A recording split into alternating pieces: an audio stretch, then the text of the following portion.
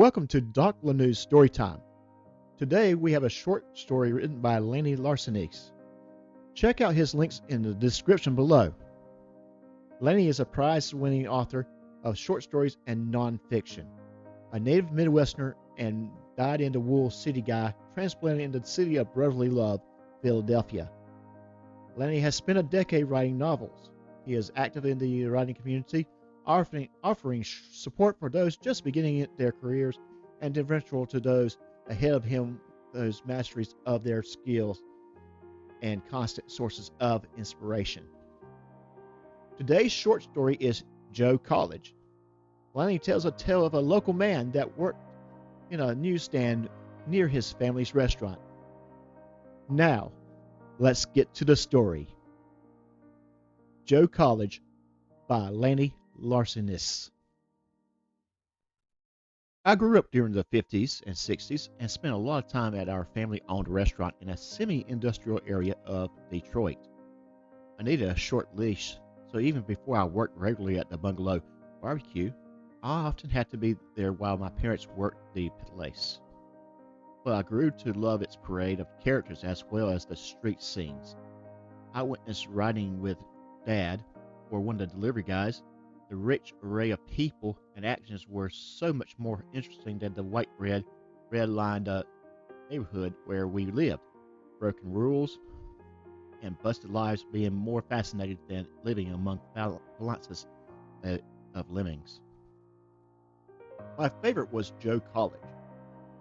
Afflicted with a cerebral palsy so bad, he joked, with spit running down his contorted, grimacing mouth. Then, when he died, they wouldn't bury him but screw him into the ground.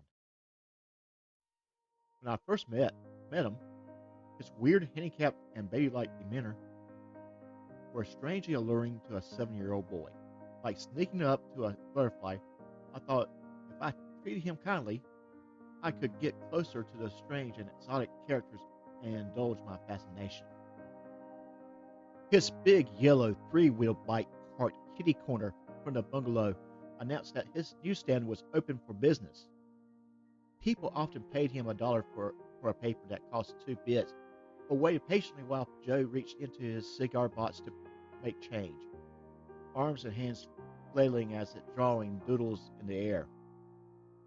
Nobody knew his real name, and from early on I could not only understand his extremely slurred and garbled speech, but would sit and talk with him as long as he cared to chat or got warm from the brutal Detroit winters. He never took a day off. The waitress, blonde Betty, is lost in thought at the table near the kitchen as she folds and assembles delivery boxes while I sit beside her doing my 8th grade homework. Dad is running an errand, and outside it is 10 degrees with a stiff wind. The soft, lit dining room is empty except for Betty and me. We both look up, then a sudden, frigid draft signals the front door is opening. A gnarled hand appears on the inside of the door and slowly pushes it open, even though it has no resistance from any pneumatic devices. "It's Joe," Betty says, as she continues folding and assembling the takeout boxes, now stacked 4 feet high on the next table. It takes Joe College forever to settle the rest of the way through the door. The cold draft is now practically a wind as the open door on the opposite end of the dining room sucks out the heat. His frail body's all jutting angles and knobby bones and the muscle strength of a baby. He is wearing a winter cap with ear flaps and dangling laces and an orange winter jacket that covers his corkscrew frame down to his knees. I yell, "Hiya, Joe!" and give an exaggerated wave. He acknowledges me with a circular arm motion of his own that looks like an orchestra conductor. Joe's version of a wave, and his practically vertical, slobbering mouth twists itself into a grin and grunts, which is Joe talk for "Hiya, Lan." As he gingerly makes his way down the aisle towards us, he must hold onto each table that lines the aisle. No simple task, since his arms flap like a drowning swimmer, and his weak, bent knees barely hold him up, while his spine is contorted like wet spaghetti. His balance is as tenuous as an 11-month-old child's. Neither Betty nor I offer a hand. Joe wouldn't take it.